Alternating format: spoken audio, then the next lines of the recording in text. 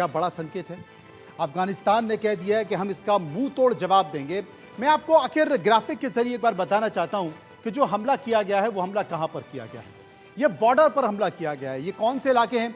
ये पहाड़ी इलाका है, अफगानिस्तान का पहाड़ी इलाका है। ये देखिए, ये पाकिस्तान है और यहां पर ये अफगानिस्तान है। ये अफगानिस्तान है और अफगानिस्तान और पाकिस्तान का जो बॉर्डर है ये है पक्तिका प्रांत, जो कि पहाड़ी इलाका है। पहाड़ी इलाका है, यहाँ पर पहाड़ी इलाके में तमाम लोग रहते, आप पहचान नहीं सकते उनको कि वो अफगानिस्तान के हैं कि पाकिस्तान के हैं। उनकी वेशभूषा, उनका रहन सहन सब एक जैसा है, इसलिए पाकिस्तान भी आइडेंटिफाई नहीं कर पाया। लेकिन बेसिकली ये टीटीपी का इलाका है, यानी कि तहरीक तालिबान पाकिस्तान का इलाका है।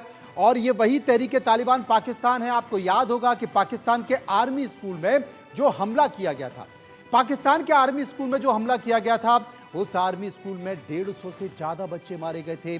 वो हमला किसने किया?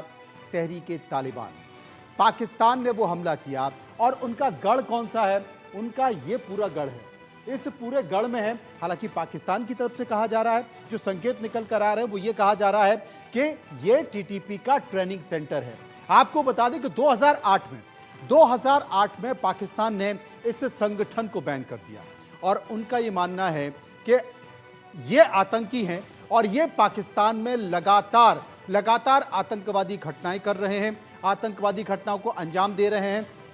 उनका ये पूरा इलाका है, इसमें ट्रेनिंग सेंटर है और यहां पर आतंकियों को पनाह दी जाती है और ये लोग पाकिस्तान में हमला करते हैं। आपको पता है 2006 से लेकर और अभी तक देखा जाए तो करीब 90,000 पाकिस्तानियों को टीटीपी यानी कि तहरीक तालिबान पाकिस्तान मार चुका है।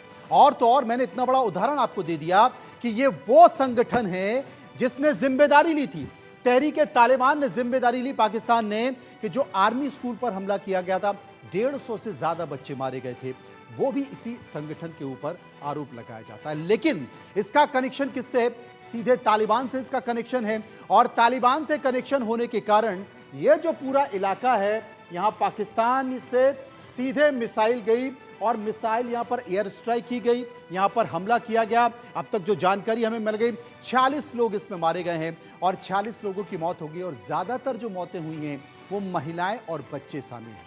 महिलाएं और बच्चे शामिल हैं, इसीलिए कहा गया है कि हम मुंह तोड़ जवाब देंगे अफगानिस्तान की ओर से, अफगानिस्तान के तालिबान की ओर से। तालिबान ने साफ संकेत दे दिया है कि हम माफ नहीं करेंगे, हम छोड़ेंगे नहीं। और जो महिलाएं मरी हैं, जो बच्चे मरे हैं, और वो मुंह तोड़ जवाब इसका दिया जाएगा। लेकिन संकेत क्या?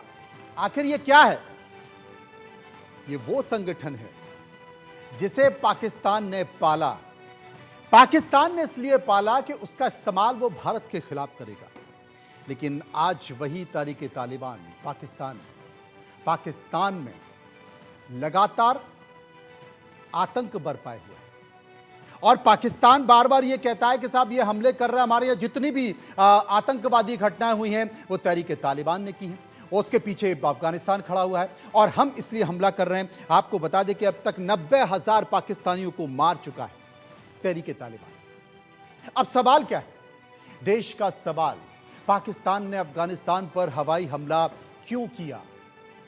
एक और सवाल, बमबारी में महिलाओं और बच्चों को निशाना क्यों बनाया? एक और सवाल, क्या पाकिस्तानी एयरफोर्स नौसिखिया है जो आतंकवादियों की जगह लोगों पर बम गिरा रही है?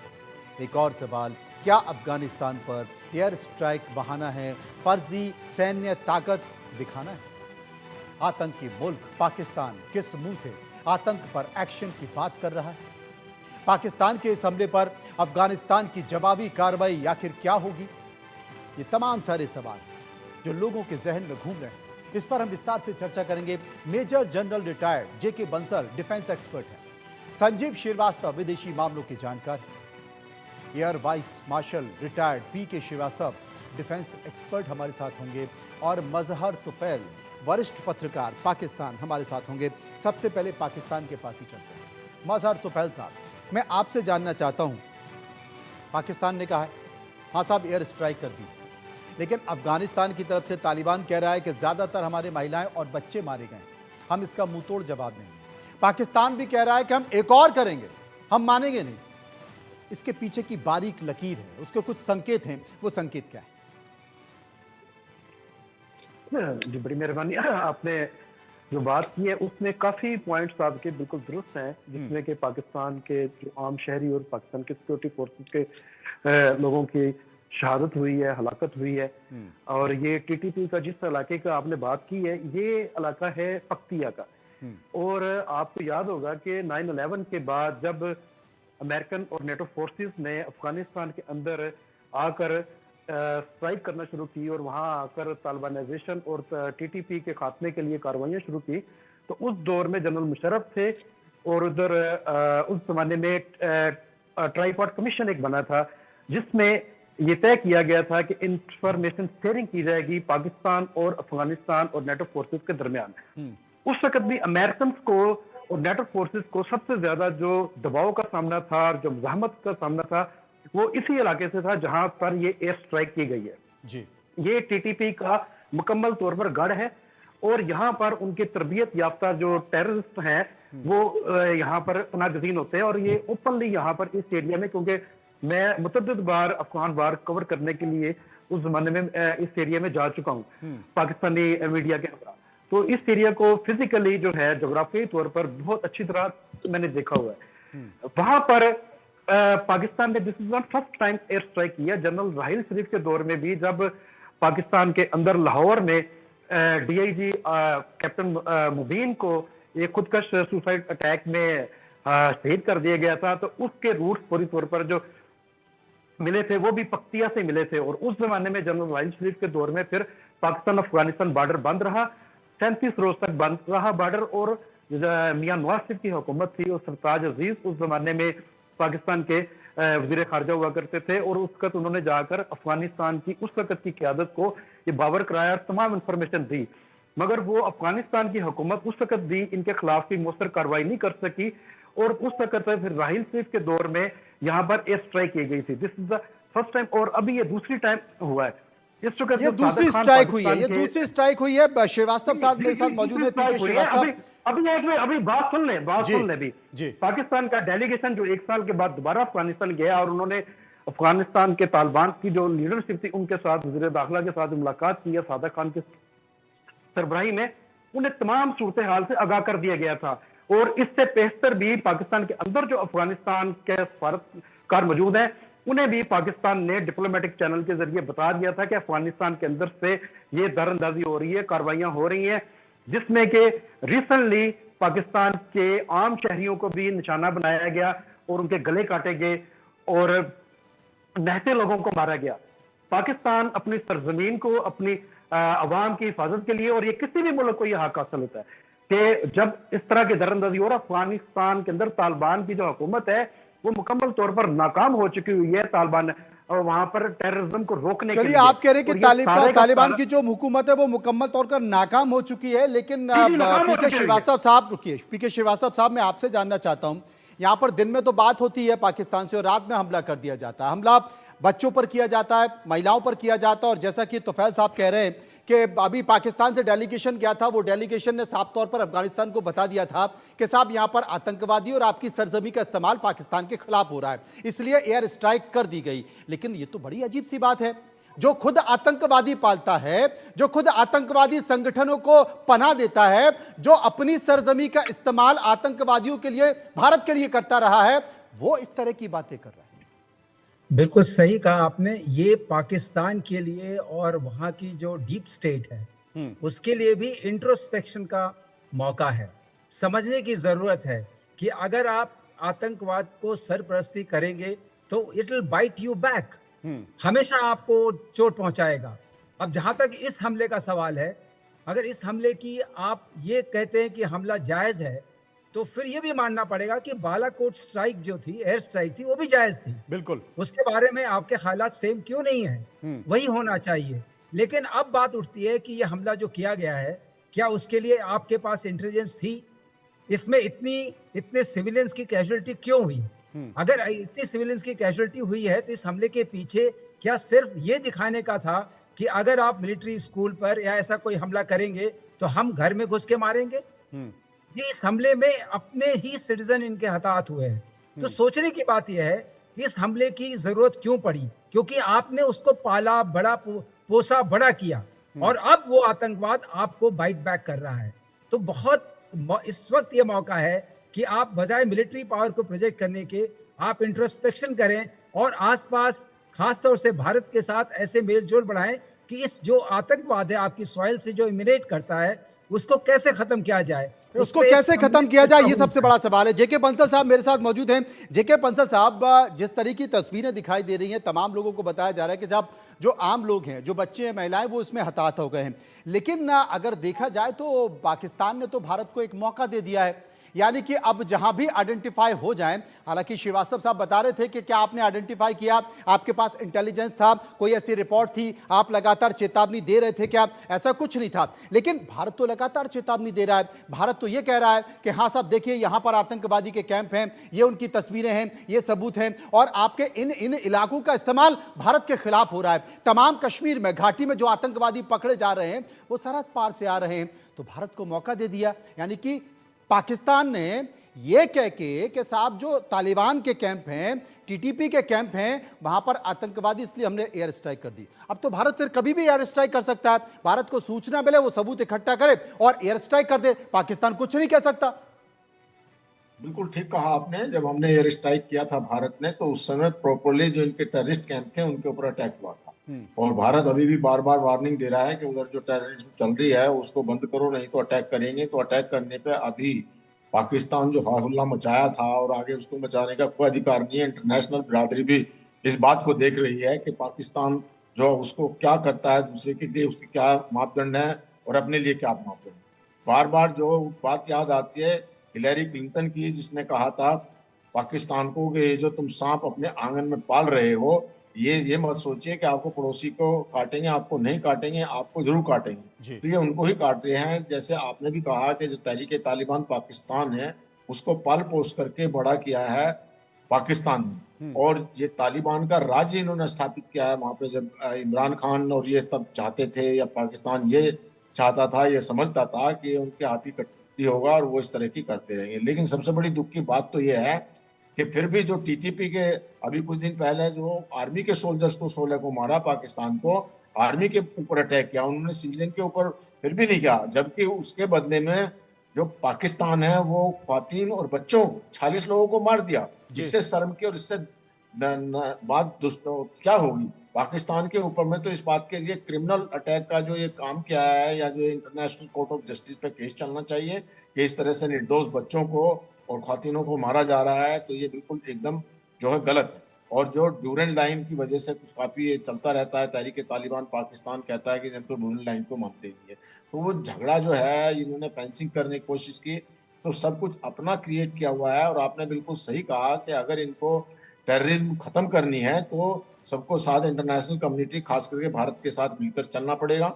और जो है ये जो टेररिज्म इन्होंने पाली हुई है, जिसके लिए पूरी दुनिया जानती है कि पाकिस्तान एक सांप पाले हुए हैं।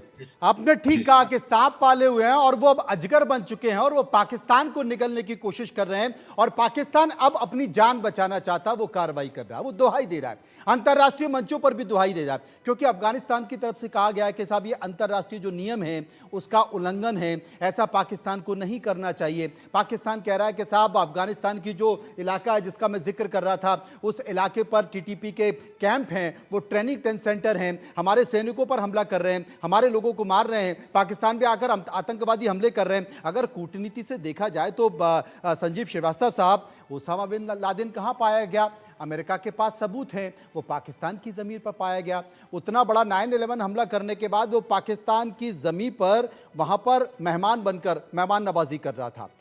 मुंबई में हमला हुआ, वो किसकी देन थी? संसद पे हमला हुआ, वो किसकी देन थी? कश्मीर में लगातार आतंकवादी हमले हो रहे हैं, वो किसकी देन थी? और जरा सी अगर भारत ने बालाकोट एयर स्ट्राइक कर दी तो आपको तकलीफ होने लगी, आप दुहाई देने लगे, अंतर्राष्ट्रीय मंचों पर कपड़े उतार के और अपनी छाती पीटने लगे। मुझे तो लगता है कि पाकिस्तान ने खुद अब तमाम एयर स्ट्राइक का रास्ता खोल दिया है और कूटनीतिक तरीके से अगर आपने किया है तो हमारे पास सबूत है, हम भी ठोकेंगे और उसके सबूत पूरे दुनिया को दिखाएंगे कि देखिए ये है पाकिस्तान, ये इसका चेहरा है, कहता कुछ है, दिखाता कुछ है। जी जी बिल्कुल मनोज जी, आपने बिल्कुल सही कहा। और पाकिस्तान ने ये जो स्ट्राइक की है, जाहिर है कि अब जो भारत की जो बालाकोट की स्ट्राइक है, जैसा श्रीवास्तव साहब ने कहा, पूछा कि क्या उसको भी आप मानेंगे कि वो सही कार्रवाई थी? अब तो आपको मान लेना चाहिए, क्योंकि ये जो भारत ने जो बालाकोट की स्ट्राइक थी वो तो आतंकवादियों के खिलाफ की जी। और आतंकवाद के खिलाफ जो लड़ाई है पूरे वैश्विक स्तर पर चलनी चाहिए और जाहिर है कि वो एक जस्टिफाइड एक्शन था, आपको इसको मान लेना चाहिए। देखिए मनोज जी, पाकिस्तान के जो हुक्मरान हैं उनका जो चरित्र है वो दोहरा है और पाकिस्तान जो ये अफगानिस्तान के संदर्भ में अगर मैं स्थितियों की मैं बात करूं तो पाकिस्तान की जो हुक्मरान है वो इस बात से भयाक्रांत रहते हैं कि जो अफगानिस्तान और पाकिस्तान की जो बड़ी पश्तून आबादी है कहीं एक ना हो जाए, कहीं ये एक मिल करके जो वहां पे स्वतंत्र पश्तूनिस्तान की मांग है वो बहुत तेज ना हो जाए, इसके लिए वो उस पश्तून आबादी को डिवाइड करके रखना चाहते हैं और इसी वजह से उन्होंने डूरंड लाइन पर एक बाड़ लगाने का जो काम है वो बड़ी तेज गति से किया और जो अफगानिस्तान की तालिबान की सरकार हो या अफगानिस्तान की कोई भी सरकार मनोज जी, उन्होंने कभी भी डूरंड लाइन को मान्यता नहीं दी, डूरंड लाइन को नहीं मानते। लेकिन पाकिस्तान के हुक्मरानों का मैं जो दोहरा चरित्र बता रहा था कि एक तरफ तो ये पाकिस्तान अफगानिस्तान सीमा पर डूरंड लाइन पर सीमा पर बाड़ लगाने का काम टाइम बाउंड मैनर में तेज गति से कर रहे थे और दूसरी तरफ यही जो पाकिस्तान के हुक्मरान है वो तालिबान को काबुल की सत्ता पर बैठाने में मदद भी कर रहे थे और जब अमेरिका से ये जो तालिबान के जो लड़ाके लड़ रहे थे तो उस समय पाकिस्तान के तत्कालीन DGISI ने तो काबुल में बैठ करके पूरे पंजशीर के ऑपरेशन को सुपरवाइज भी किया था। तो एक तरफ तो आप तालिबान को काबुल की सत्ता पर बैठाने के लिए अपनी पूरी ताकत झोंक रहे थे, यहाँ तक कि आतंकियों को भी भेजा था कश्मीर इत्यादि से और अपनी पूरी इंटेलिजेंस लगा करके पूरी आपको मिलिट्री सपोर्ट दे करके आपने उनको बैठाया और दूसरी तरफ आप बाढ़ भी लगाने का काम कर रहे हो कि कहीं ये जो है फिर से यहाँ पर ना आ जाए और वही हुआ मनोज जी। आप देखिए तो जैसे ही काबुल में तालिबान की सत्ता आई उसके बाद से जो तहरीके तालिबान पाकिस्तान के जो आतंकी थे वो काबुल की जेलों से आजाद हो गए और वहां पर जाकर के पाकिस्तान के बॉर्डर के एरियाज पर बड़े हमले करने लगे और आज आप देखिए तो तहरीके तालिबान पाकिस्तान नामक जो आतंकी संगठन है उसकी मंशा उसके मंसूबे इतने ज्यादा बढ़ चुके हैं कि वो पूरे पाकिस्तान का तालिबानाइजेशन करना चाहता है, वो पूरे पाकिस्तान में कट्टर शरिया लॉ लागू करना चाहता है, वो पूरे पाकिस्तान में उसी तरीके का शासन स्थापित करना चाहता है जैसा कि तालिबान ने अफगानिस्तान में किया है। ये जो पाकिस्तान के हुक्मरान अफगानिस्तान को अपने स्ट्रेटेजिक बैकयार्ड के रूप में बनाने की जो मंशा रखते थे आज ये बिल्कुल उल्टा हो गया है। तालिबान पाकिस्तान को अपना स्ट्रेटेजिक बैकयार्ड बनाना चाहता है और तालिबानाइजेशन की जो प्रक्रिया है उसको वो एक्सटेंड करना चाहता है। ये जो तहरीके तालिबान पाकिस्तान के जो आतंकी हैं सीधा सीधा पाकिस्तान की आर्मी वहां की पुलिस फोर्सेस पर हमले करते हैं। जो आपने 90,000 का फिगर दिया आपने मनोज जी, उसमें बड़ी संख्या में सबसे बड़ी संख्या में पाकिस्तान के आर्मी के और पुलिस फोर्सेस के लोग मारे गए हैं। पेशावर में जो आर्मी स्कूल पर हमला हुआ उसमें आर्मी ऑफिसर्स के बच्चे मारे गए।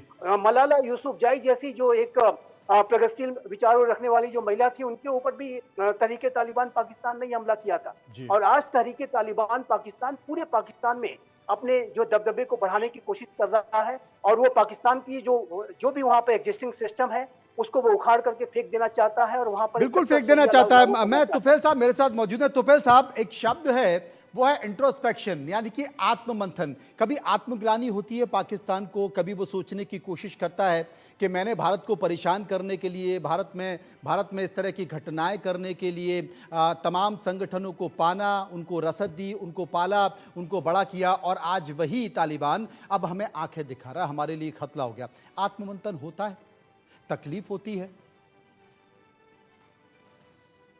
तुफैल साहब, अच्छा, अब मेरी भी आप जरा, मैंने आप पर स्टूडियो में जो आपके गेस्ट बैठे हुए हैं काबिल एहतराम है, उन्होंने जो बातें की हैं मैंने सारी आपकी सुनी है, आपका मौका भी सुना है जी। पाकिस्तान ने, पहली बात ये मैं क्लियर कर दूं यहाँ पर, क्योंकि मैं उस इलाके में जब 9/11 के बाद वार जोन बना था पूरा अफगानिस्तान, तो मुतअद्दिद बार वहां पर मीडिया कवरेज के लिए जा चुका हूँ। वहां पर कोई सिविलियन कैजुअलिटी नहीं हुई। जितनी फुटेज दिखाई गई है ये पुरानी फुटेज दिखाई गई है। अभी तक वो पूरा एरिया जो है वो तालिबान की जो हुकूमत है उनके कंट्रोल से बाहर है, दायरा कंट्रोल से बाहर है। वहां पे अफगानिस्तान की सिक्योरिटी फोर्सेस का भी दाखिला मुमकिन नहीं है।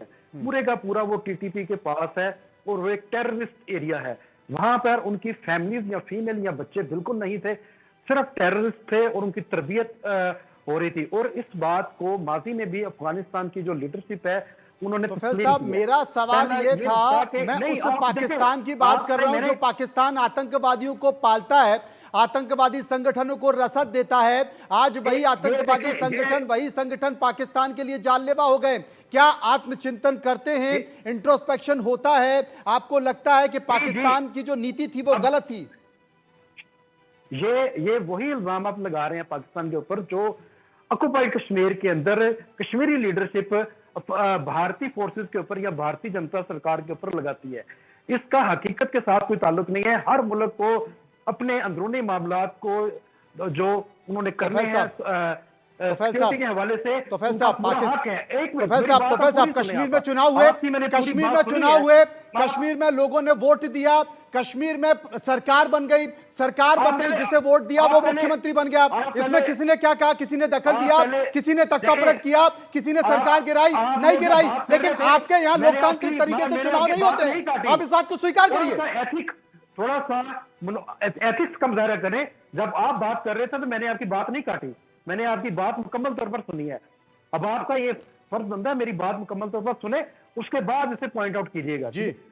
पाकिस्तान ने बिल्कुल कोई ऐसी एयर स्ट्राइक नहीं की कि जिसमें सिविलियन की कैजुअलिटी हो। ये सारे के सारे जो मारे गए हैं टेरर से, और अफगानिस्तान की लीडरशिप को, उनकी तालिबान की कायदत को बता दिया गया था कि इन लोगों ने ये किया है। इस बात को आप भी तस्लीम करते हैं कि पाकिस्तान के ऊपर जो माजी में भी इन्होंने अटैक किए जिसमें कि सिविलियन कैजुअलिटीज भी हुई है। 90,000 से ज्यादा पाकिस्तानी जो है वो शहीद हुए हैं। अब बात आप कर रहे थे कि पाकिस्तान, भारत पाकिस्तान के ऊपर स्टे कर दे, आतंकवादियों को पाकिस्तान पालता एक है, बात याद रखिएगा कि पाकिस्तान आतंकवादियों को रसद देता है, पाकिस्तान पाकिस्तान आतंकवादी संगठन को पैदा करता है भारत के खिलाफ। स्ट्राइक नहीं हो सकती। अगर ये करेंगे तो ये चीज याद रखेंगे, दोनों ममालिक जो हैं वो एटमी कुव्वत है, दोनों ममालिक एटमी कुव्वत है। पाकिस्तान और इस वक्त शिवराज साहब ने जो बात की थी कि पाकिस्तान और भारत को इस खत्ते में अमन कायम करने के लिए मिल बैठकर बात करनी चाहिए, ये तो एक डिप्लोमेटिक बात है और इसमें कोई शक नहीं है। और पाकिस्तान के अंदर जो संजीदा लोग हैं और हमारे जो मिलिट्री लीडरशिप की कई मरतबा उन्होंने इस बात का विश जाहिर किया कि पाकिस्तान और भारत के दरमियान तमाम जो कोर इश्यूज हैं ये खत्म होने चाहिए और ये मुज़ाकरात के जरिए ही कैसे खत्म होने चाहिए? खत्म होंगे। अच्छा, कैसे खत्म होंगे? कैसे खत्म होंगे? हम इधर बात करते हैं, उधर आप आतंकवादी भेज देते हैं। हम इधर बात करते हैं, आप आतंकवादियों की घटनाएं कर देते हैं। कैसे खत्म होंगे? आप बताइए, कितनी बार खत्म होंगे, कितनी बार प्रयास? ये देखें, ये आपकी बात है। पाकिस्तान ने कभी भी ये आतंकवादी जिसकी आप बात कर रहे हैं इस तरह की कभी कोई हरकत नहीं की। ये अल्जामात दर अल्जामात हैं। पीके श्रीवास्तव जी हैं, पीके श्रीवास्तव जी हैं, डिफेंस एक्सपर्ट हैं, सेना में रहे, वो बताएंगे। श्रीवास्तव जी, आप बता दीजिए पाकिस्तान ने क्या क्या हरकत की है, इनको एक बार तफज़ आपको। देखिए मनोज जी, ये मैं उनकी मजबूरी समझ सकता हूँ, वो पाकिस्तान में हैं और वो पाकिस्तान की तरफ से बोल रहे हैं, एंड एज ए जर्नलिस्ट उनका ये शायद फर्ज बनता है कि वो उस बात को कहें। सच्ची बात वो भी जानते हैं, वो भी जानते हैं कि पाकिस्तान ने आतंकवाद को पाला था as a strategic weapon against India. ये वो जानते हैं, इसको उनको जानने में कोई फर्क नहीं है। चाहे वो पार्लियामेंट का अटैक हो, चाहे वो बॉम्बे की घटना हो, मुंबई की घटना हो, और चाहे इतनी सारी घटनाएं जो जम्मू कश्मीर में होती रही, चाहे पत्थरबाजी होती रही या उसके खिलाफ जो भी चलता रहा, वो सारी बातें वो जानते हैं, बखूबी जानते हैं। जब कोई जान करके अनजान बनता है तो उसको आप सिर्फ इतना कह सकते हैं कि उनकी कोई मजबूरी है। उनकी मजबूरी मैं समझता हूं। पाकिस्तान में डेमोक्रेटिक सिस्टम कभी स्टेबलाइज या रूट ले ही नहीं सका, वो हो ही नहीं सका, क्योंकि मिलिट्री इतनी पावरफुल हो गई, मिलिट्री इंटरेस्ट इतने सुपरसीड कर गए कि जनता की जहां तक बात है वो सामने नहीं आई। आप देखिए, अगर ऐसा होता तो इमरान खान अभी जेल में क्यों होते? वो डेमोक्रेटिकली इलेक्टेड प्राइम मिनिस्टर थे, उनको जेल में क्यों होना चाहिए? अगर वो जेल से बाहर लाइए और इलेक्शंस कराइए, और अगर जो जीतता उसको आने दीजिए। जो भी ऐसी मुहिम होती है उसको मिलिट्री वहां खत्म कर देती है। सबसे बड़ा चैलेंज वहां की मीडिया को, वहां के जो एस्टैब्लिशमेंट है, चाहे वो जुडिशरी हो, उनके सामने ये है कि कैसे हम इस पाकिस्तान को डीमिलिटराइज करें, कैसे हम जनता की बात को समझें। मैं मिलिट्री में रहा हूं, मैं फिर भी जानता हूं कि मिलिट्री हुकूमत कहीं भी ठीक नहीं होती है, क्योंकि वो ऑटोक्रेसी जो है वो मिलिट्रीक्रेसी से बहुत ज्यादा मिलिट्रीक्रेसी बुरी होती है। उसमें एक जो उसमें शासन कर रहा होता है उसकी ही बात चलती है, उसका ही सब कुछ चलता है, और वो आदमी धीरे धीरे बहुत अपने में घुल मिल जाता है। चाहे वो सीरिया का देखिए, सीरिया में असद का था, जब वो सिंगल मैन शासन होता है या कोई एक आदमी सरप्रस्त बन जाता है तो हमेशा वो चीजें बहुत ज्यादा जनता के लिए गड़बड़ हो जाती हैं या बहुत खतरनाक हो जाती हैं। तो सवाल ये है कि ये वहां रहते हैं, वहां के जर्नलिस्ट हैं, कवर करते हैं, इनको कैसे पता कि जिन लोगों की मौत हुई है वो सिर्फ जो है वो सिर्फ मिलिट्री के या आतंकवादी थे? इसकी कहां पर उनके तब पास जबकि कोई footage अफगानिस्तान है, तमाम कोई तरह की evidence? बातें कर रहा है, वो सबूत भी दे रहा है कि साहब हमारे सिविलियंस मारे गए हैं, लेकिन पाकिस्तान कहता है कि ये ट्रेनिंग सेंटर था टीडीपी का। जेके बंसल साहब मेरे साथ मौजूद हैं। बंसल साहब बहुत अच्छी बात कही है, तुफैल साहब ने बहुत अच्छी बात कही। तुफैल साहब इस बात का जिक्र कर रहे थे, हाँ बताइए तुफैल साहब क्या करें? जी, ये जो बात कर रहे हैं मैं इसलिए कर रहा हूं कि वो पक्तिया का जो इलाका है जहां पे एयर स्ट्राइक हुई है वो मुकम्मल तौर पर टीटीपी का इलाका है और वहां पर उनके सिर्फ टेररिस्ट जो हैं वो एक्टिव रहते हैं। वहां पर कोई फैमिलीज या उनके बच्चे नहीं हैं पक्तिया का। और ये आज से नहीं, ये जब से 9/11 हुआ था उसके बाद से ये तालिबान का और टीटीपी का एक मुकम्मल तौर पर घर था। तुफैल साहब, और इससे उस वक्त भी तुफैल साहब आप दूरबीन लगाकर तो देख नहीं रहे थे। फोर्सेस थी। तुफैल साहब देखिए, आप दूरबीन लगाकर तो देख नहीं रहे थे, हम दूरबीन लगाकर तो देख नहीं रहे थे। जब तक वो तमाम सारे सबूत अफगानिस्तान नहीं देता जिसका जिक्र कर रहा है, तब तक हमें मानना चाहिए कि वो जो कह रहा है कि 46 लोग मारे गए और सबसे ज्यादा महिलाएं और बच्चे मारे गए हैं। बंसल साहब मेरे साथ मौजूद हैं। बंसल साहब, ये अच्छी बात है कि आप आतंकवादी संगठनों के अब निशाने पर आ गए हैं, आपकी यहाँ आतंकवादी घटनाएं हो रही हैं, तो आप कह रहे हैं कि साहब भारत और पाकिस्तान को दोनों को मिल बैठकर बात करना चाहिए, दोनों के बीच अमन चैन होना चाहिए। मैंने आपके मेहमानों के देखिए, भारत ने बिल्कुल क्लियर कर दिया है कि terrorist and talk can not go together. जब तक ये टेररिज्म चलता रहेगा टॉक अलग नहीं हो सकती। और मैं यहाँ एक बात बहुत क्लियर करना चाहता हूँ, हालांकि जो एयर मार्शल श्रीवास्तव साहब ने कहा कि ये जर्नलिस्ट हैं और अपनी भारत उनकी बात कहेंगे, जर्नलिस्ट स्पष्ट बात कह सकते हैं, वही कह सकते हैं। अब इनके दो कुछ जर्नलिस्ट हैं जैसे आरजू काजमी है, वो बिल्कुल सत्यता की बात करती है और रायना दिखाती है पाकिस्तान को। इसी प्रकार से एक कमर चीमा वो भी करते हैं। ये जो हमारे अभी जर्नलिस्ट भाई हैं ये भी समझा सकते हैं। और आपने बिल्कुल ठीक कहा कि इस समय पाकिस्तान को एक आत्मनिरीक्षण करने की जरूरत है, और नहीं तो ये भस्मासुर बन रहा है। क्योंकि जो इनको नष्ट करेंगे वो भस्मासुर बढ़ करके पाकिस्तान को बिल्कुल खत्म कर दिया जाएगा। तो इस बात को समझना पड़ेगा पाकिस्तान को। और जब तक वो टेररिस्ट की भाषा को या टेररिज्म को खत्म नहीं करेंगे, उनके देश में भी अटैक होते रहेंगे, खित्ते में कभी शांति नहीं आ सकती, इनके ऊपर फाइनेंशियल सैंक्शन लगते रहेंगे, ये FATF की लिस्ट में पड़े रहेंगे। तो इन बातों को पाकिस्तान को समझना चाहिए कि टेररिस्ट है कभी नहीं। और ये जो हमारे भाई अभी जर्नलिस्ट हैं, ये हर बात पर इन्होंने ये कैसे कह दिया कि दोनों एटमी मुल्क हैं, ये एटम की बात क्यों करते रहे छोटी छोटी बात पर? मतलब ये क्या हुआ कि जब आप एटमी ताकत का है वो दिखा करके आप टेररिस्ट भेजते रहेंगे, हमारे पास टेररिस्ट अटैक कराएंगे, एक एक को चुन चुन के मारेंगे और मारे जा रहे हैं। अभी जो है कश्मीर के अंदर में खत्म किए दिए हैं, वो नहीं आ पाएंगे। और अगर इस तरह की घटना होती है तो भारत को फिर सोचना पड़ेगा, और जो इनके जो वहां पे टेररिस्ट पड़ रहे हैं उनको किया जाएगा, खत्म करना पड़ेगा। और मैं तो ये कहता हूँ कि जो वहां से अभी बॉर्डर पार करके आते हैं और जो बॉर्डर पे अभी जो एक सीज फायर है वो भी खत्म होनी चाहिए। बॉर्डर पे जो घुसता है उसको वहीं न्यूट्रलाइज कर दो। बड़ा सवाल है।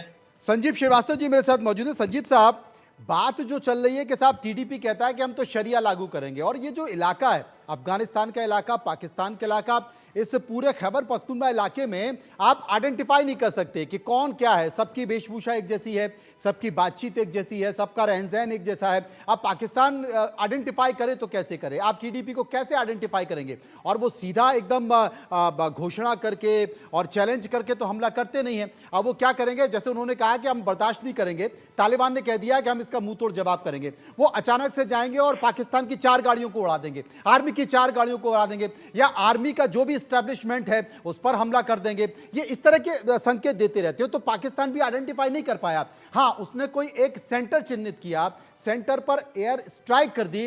अब एयर स्ट्राइक पूछते हुए तो जाएगी नहीं कि भैया, जब एयर स्ट्राइक जाएगी, मिसाइल जाएगी तो पूछेगी तुम ही ट्रेनिंग सेंटर हो ना, हम तुम्हारे ऊपर गिरने आए। वो तो जाएगी तो पूरे इलाके को अपने चपेट में लेगी। और वहां पर जैसा कि अफगानिस्तान की तरफ से कहा जा रहा है कि साहब बच्चों की भी कैजुअलिटी हुई है, महिलाओं की भी कैजुअलिटी हुई है, और ये अच्छा नहीं किया, ये अंतर्राष्ट्रीय नियमों का हवाला है। लेकिन सबसे बड़ी बात है कट्टरपंथ, जिस शरिया की बात वो कर रहे हैं, कट्टरपंथ, वही कट्टरपंथ बांग्लादेश में देखा जा रहा है। बांग्लादेश की स्थिति देखिए, वहां सारी इकोनॉमी ध्वस्त हो गई है और खुद ही अपने देश का सत्यानाश कर रहे हैं। ये जो तमाम मुस्लिम देश हैं जो कट्टरपंथ के रास्ते पर चलते हैं, आतंकवादी संगठनों को पनपते हैं, तालिबान जैसे जिहादी लोगों को आगे बढ़ाते हैं, उनको लगता है कि शायद दूसरों को नुकसान पहुंचाए और बाद में वो खुद ही अपने देश के लिए एक भस्मासुर साबित हो जाते हैं और संकेत ठीक ऐसे ही निकल कर आते हैं जैसे पाकिस्तान के लिए टीटीपी।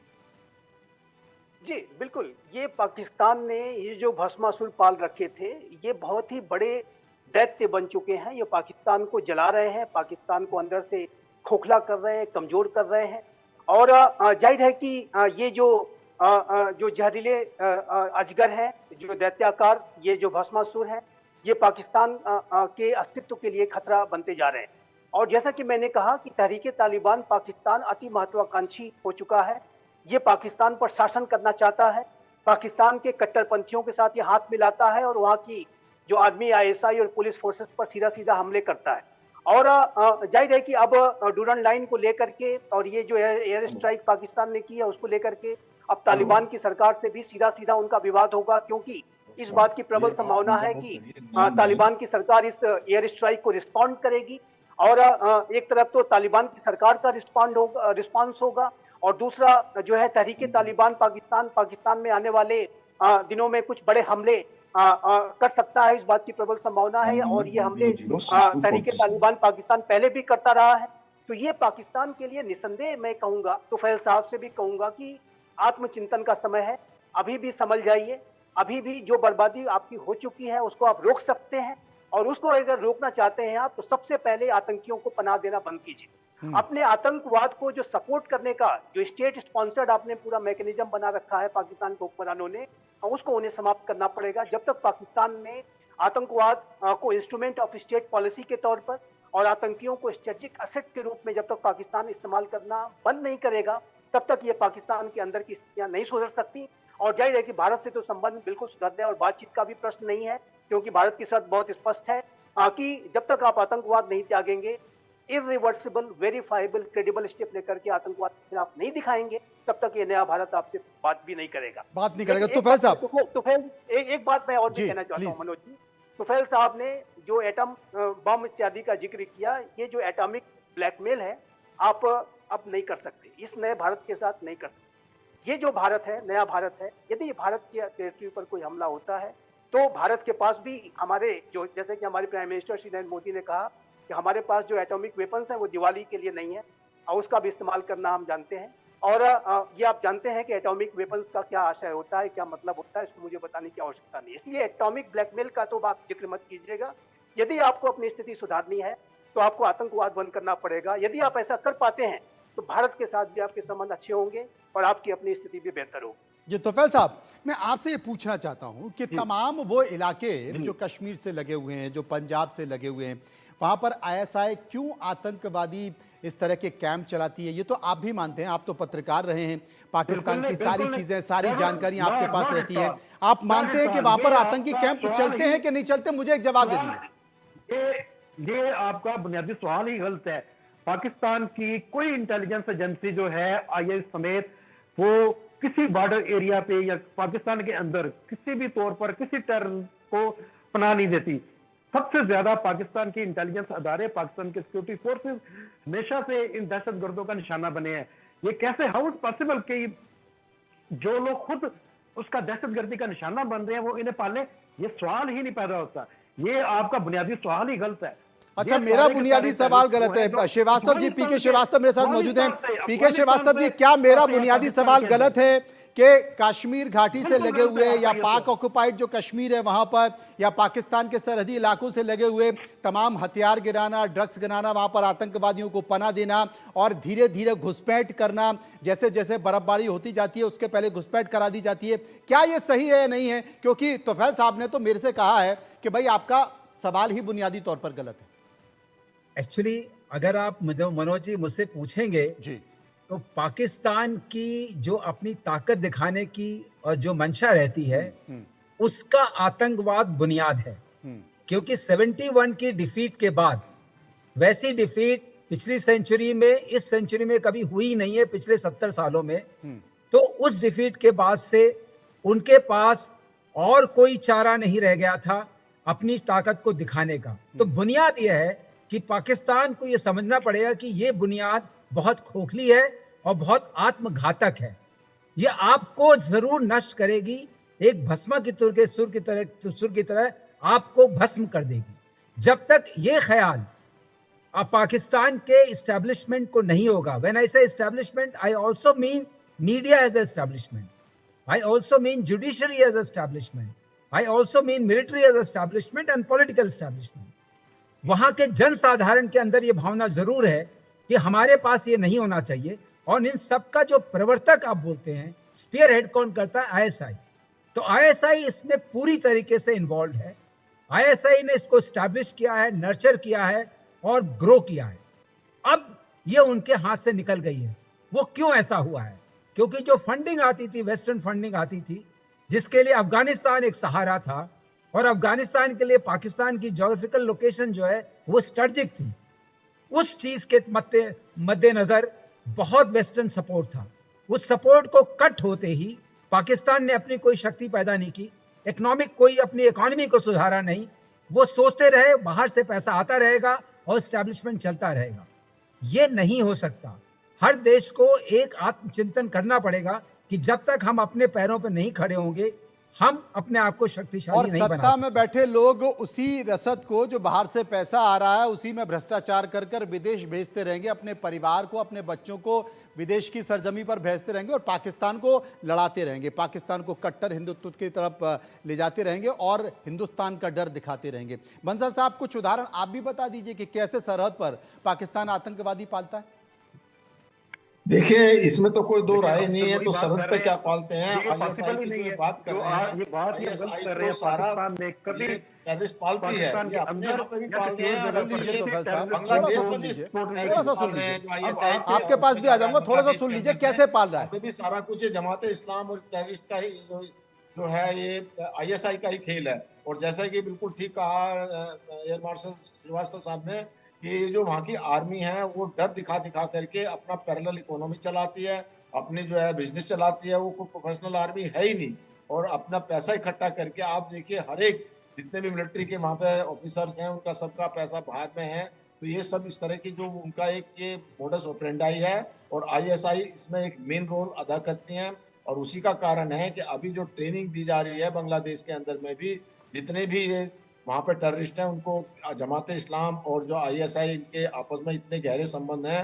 टेररिस्ट को वहाँ से छुड़ा दिया गया है जब से जो शेख हसीना की सरकार हटी है वहाँ से। तो बहुत बुरा हाल है, जिसको ये बांग्लादेश को भी नहीं बख्श रहे। ये अपने आप को तो बर्बाद कर ही रहे हैं, बांग्लादेश को बर्बाद कर रहे हैं, और ये भारत को वहाँ से भी घेरने की तैयारी में। तो इस प्रकार की जो एक नेगेटिव मानसिकता है, हालांकि जैसा कि पहले सभी स्पीकर्स ने ये कहा है कि जो वहाँ की जनता है, जो आवाम है, पाकिस्तान की इस बात को समझती है, और वो हमेशा भारत की तारीफ करती है, भारत की सरकार की तारीफ करती है। और वो ये कहती है कि मोदी जैसा लीडर हमारे यहाँ पे भी होना चाहिए।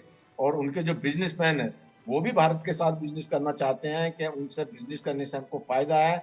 लेकिन जो पाकिस्तान है वो एक नेगेटिव सोच के साथ में, टेररिज्म के साथ में। और देखिए कितनी अच्छी बात कही थी बंसल साहब, तुफैल साहब ने कहा कि भारत देखिए, दोनों देशों को एक मंच पर आना चाहिए, शांति की बात करना चाहिए, अमन की बात करना चाहिए।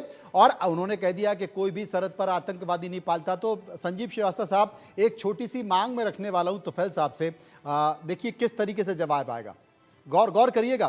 तुफैल साहब, एक हमारा हिंदुस्तान का एक व्यक्ति आपके पास है, आपके पाकिस्तान में मजे कर रहा है, वो जिसका नाम है दाऊद इब्राहिम, उसी को दे दो। ये दाऊद इब्राहिम के बारे में भारत का अगर मौका से कोई पाकिस्तान के पास है तो कोई सबूत दे दे, पाकिस्तान की वजारत खारजा को, पाकिस्तान की एस्टेब्लिशमेंट को दे, ऑफिशियली तौर पर दे। मुझे पता ना, आप यही कहे कि सबूत दे दो। इतने सारे वीडियो, इतनी सारी तस्वीरें, उसने अभी अपनी शादी की है, अपने परिवार की शादी की है वहां पे। वो आपको याद होगा, वो सारे के सारे दुबई की तस्वीरें हैं। दुबई में अच्छा, वो दुबई में तस्वीरें सारी पाकिस्तान में नहीं हुई है। पाकिस्तान में दाऊद इब्राहिम में नहीं है, बिल्कुल संजीव साहब नहीं है पाकिस्तान में। अब बताइए कैसे बातचीत होगी? मैं बिल्कुल मनोज जी, देखिए पाकिस्तान का ये जो मुस्कुरा रहे हैं तुफैल साहब, देखिए तुफैल साहब मुस्कुरा रहे हैं, देखिए मुस्कुरा रहे हैं। मैं मुस्कुरा इसलिए रहा हूं कि आपने प्रोग्राम शुरू किया था अफगानिस्तान पर और खत्म कर रहे हैं उसका प्रोग्राम का एंड आप अरे बात निकलेगी तो दूर तक जाएगी। आपने कहा था दोनों देशों को अमन की बात करना चाहिए, एक मंच पर बैठना चाहिए, कैसे मामला सुलझे। तो मैं कह रहा हूं एक आदमी 3 साल से आपका हमारे पास है, आरोपी है बम ब्लास्ट का, उसको दे दो, शुरुआत कर लेते हैं। अंदर बैठे हुए हैं, स्टूडियो में नहीं बैठे हुए। आप मुद्दों को भटकाइए मत। तुफैल साहब, ये प्रोग्राम आतंकवाद के मुद्दे पर हुआ था। आपने जो एयर स्ट्राइक जो की है आतंकवाद के खिलाफ की है, ये प्रोग्राम आतंकवाद के ऊपर है। हाँ। और हम आतंकवादियों की बात कर रहे हैं। दाऊद इब्राहिम की अगर बात हम कर रहे हैं तो हम आतंकवादियों की बात कर रहे हैं। अगर हाफिज सईद की बात की जा रही है तो आतंकी की बात की जा रही है, जो आपके पास है, खुलेआम घूमते हैं सड़कों पर। आप कह रहे हैं कि आप क्या है नहीं। ये आपका जो डिनायल है, ये जो आपका जो डिनायल है, ये पाकिस्तान की सबसे बड़ी समस्या है। मैं आपके लिए व्यक्तिगत नहीं कहूंगा, नहीं, मेरी बात सुन लीजिए। मैं आपके लिए व्यक्तिगत नहीं कहूंगा, क्योंकि जैसा कि श्रीवास्तव साहब ने कहा कि आप जहां बैठे हैं, जिस टेरिटरी में बैठे हैं, आपकी मजबूरियां हम समझते हैं। लेकिन पाकिस्तान के जो हुक्मरान हैं, यदि आतंकवाद की चुनौती को अगर डील करना चाहते हैं, यदि आप तहरीके तालिबान पाकिस्तान से आप अपने आप को बचाना चाहते हैं, तो आपको आतंकियों को प्रेशर देना, उनको सपोर्ट करना, उनको अपनी टेरिटरी में एक गेस्ट की तरीके से रखना, ये आपके लिए हितकर नहीं है। और जब तक आप ऐसा करते रहेंगे, आप आतंकवाद के ऊपर विजय नहीं हासिल कर सकते। आप कितनी भी एयर स्ट्राइक कर लीजिए, आपके अंदर के जो आतंकी हैं, जो भस्मासुर हैं, आपको जलाते रहेंगे, आपको डसते रहेंगे और आप कुछ नहीं कर सकते। आप पालते रहो। वजह से मैं आपके माध्यम से कहना चाहता हूँ, ये जो डिनायल है आपका, जो आपका डिनायल है, ये डिनायल आपको त्यागना पड़ेगा। ये जो डिनायल है आपको त्यागना पड़ेगा। जब तक ये डिनायल आप नहीं त्यागेंगे, तब तक आपकी आतंकवाद की चुनौती का मुकाबला आप नहीं कर सकते। ये बात मैं हकीकत प्यार कर रहा हूँ। ये जो टेररिस्ट की बात कर रहे हैं, टेररिस्ट की प्रमोशन की बात कर रहे हैं कि हुकूमतें, पाकिस्तान की मौजूदा हुकूमत जो है इसके सख्त खिलाफ है, उन्होंने सख्त कार्रवाई की है। हाँ, ये बात जरूर है कि इमरान खान के दौर में जो टेररिस्ट पकड़े गए थे और टीटीपी के लोग पकड़े गए थे और उन्हें केपीके की जेल में रखा गया था, इमरान खान के दौर में उन्हें रहा किया गया और इमरान खान ने वो कौमी जुर्म किया था कि जिसका आज इस पूरे खित्ते के अंदर आग दिखाई दे रही है। इमरान खान अगर यहाँ के टेररिस्ट है तो यहाँ के भी टेररिस्ट है, कश्मीर के भी टेररिस्ट है, तो तहरीक तालिबान पाकिस्तान के भी टेररिस्ट है। तो आंखों से आप देखेंगे, उन्हें गिरफ्तार किया, उन्हें हिरासत में लिया और इमरान खान ने वो हजारों की तादाद में टेररिस्ट जो थे वो केपीके की जेलों से रहा किए, जिसकी वजह से वो दोबारा अफगानिस्तान के गए और जाकर उन्होंने दरअंदाजी शुरू कर दी। ठीक है, ये वही टेररिस्ट है जो उसके दौर में गए थे। इसलिए इमरान खान के बारे में भी आपकी जो मोहब्बत है वो यकतरफा है। इमरान खान के जो कौमी जुर्म है उसके बारे में तो दाऊद इब्राहिम को लेकर तो आपकी मोहब्बत है, वो तो हमारा हिंदुस्तान का रहने वाला है, वो तो मुंबई में आतंकवादी हमले का आरोपी है। उसकी मोहब्बत आपको लेकर मोहब्बत है ना उसकी। हाफिज सईद हमारे यहाँ बम ब्लास्ट का आरोपी है, दे दीजिए, फिर बात हो जाएगी। ये देखें, ये तो वो बात है कि इस तरह की जो डिस्कशंस है, इससे कभी मामला हल नहीं होते। मामला जो है वो ऑन द ग्राउंड जो करंट अच्छा, आप अपनी शर्तों पर एक्सेप्ट करेंगे। आप रियलिटी को जब तक एक्सेप्ट नहीं करेंगे, डिनाइल में जब तक जाकर के बात करेंगे, तब तक मामला हल नहीं होंगे। इस बात को भी आप स्वीकार कीजिए। आप लगातार डिनाइल करते हैं और हर तरीके की करने के बाद हमने नहीं किया।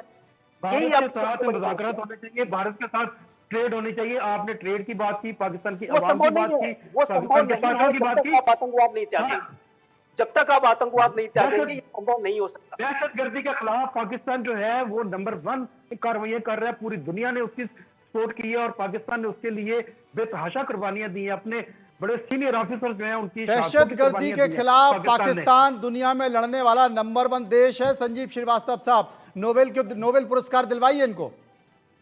देखिए, ये जो पाकिस्तान का, यही मैं कह रहा हूँ तुफैल साहब से कि ये आपकी भी जिम्मेदारी बनती है। मैं बिल्कुल सहमत हूँ श्रीवास्तव साहब, एयर मार्शल श्रीवास्तव साहब ने जो कहा कि मीडिया की भी जिम्मेदारी बनती है। हालांकि आपका जीवन खतरे में आ सकता है, मैं समझ सकता हूँ, आपके ऊपर मैं बहुत नहीं कहूंगा, उनको परेशानी में मत डालिए। ये जो पूरा जो पाकिस्तान का जो एस्टेब्लिशमेंट है, पूरे पाकिस्तान के एस्टेब्लिशमेंट को यदि अपने राष्ट्र के अस्तित्व की जरा भी चिंता है तो आपको ये जो डिनायल है त्यागना पड़ेगा, स्वीकार करना पड़ेगा कि हमने बड़ी गलतियां की हैं, लेकिन अब उस गलतियों को हम छोड़ने के लिए तैयार हैं।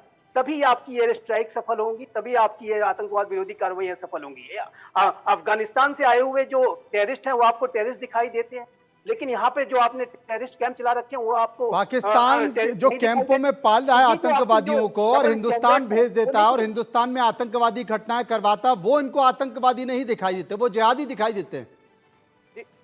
यही सबसे बड़ी समस्या मनोज जी। और जी तो फैज साहब कुछ फरमाएंगे? जी जी,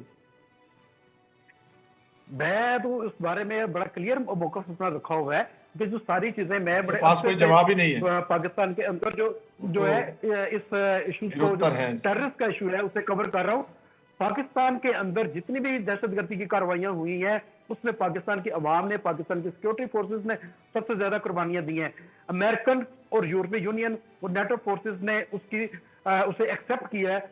पाकिस्तान की आर्मी के बारे में कई दफा इंटरनेशनल जो रेटिंग आई है वो पाकिस्तान की तो अमेरिका की तरफ से पता चल गया है। आपने अमेरिका का जो सबसे बड़ा आतंकी घटना का आरोपी है वो आपके यहाँ मेहमान नवाजी कर रहा होता है, आर्मी को एक्सेप्ट किया, मेहमान नवाजी कर रहा होता है। ये आप इससे बड़ा सबूत और क्या हो सकता है? बताइए कि आप आत्मचिंतन करेंगे या नहीं करेंगे? ये बात आप बताइए। भारत के और आप जिस तरीके से भारत के खिलाफ आतंकवादी घटनाएं कर रहे हैं, ये दामन आपका जलने वाला है, ये दामन आपका जलने वाला है। आप देखते जाइए, आपने जितने आतंकवादियों को पाला है, जितनी आतंकवादियों को आपने पालकर दूसरे देशों में अगर आप ये इससे पाकिस्तान तबाह होगा, पाकिस्तान की अर्थव्यवस्था तबाह होगी, पाकिस्तान की आवाम को यह सब झेलना पड़ेगा। हिंदुस्तान को फर्क नहीं पड़ता, हिंदुस्तान तो 5वीं सबसे बड़ी इकोनॉमी बन चुका है और तीसरी बनने जा रहा है। उसका अपना ध्यान इकोनॉमी पर है, उसका अपना ध्यान अपने आवाम पर है कि वो कैसे आगे बढ़े, अंतरराष्ट्रीय मंचों पर वो अपनी उपस्थिति कैसे दर्ज कराए। लेकिन पाकिस्तान देखे कि पाकिस्तान आखिर कटोरा लेकर कब तक दूसरे देशों से रसद मांगता रहेगा, और उस रसद का एक हिस्सा भारत के खिलाफ आतंकवादी घटनाओं में करता रहेगा।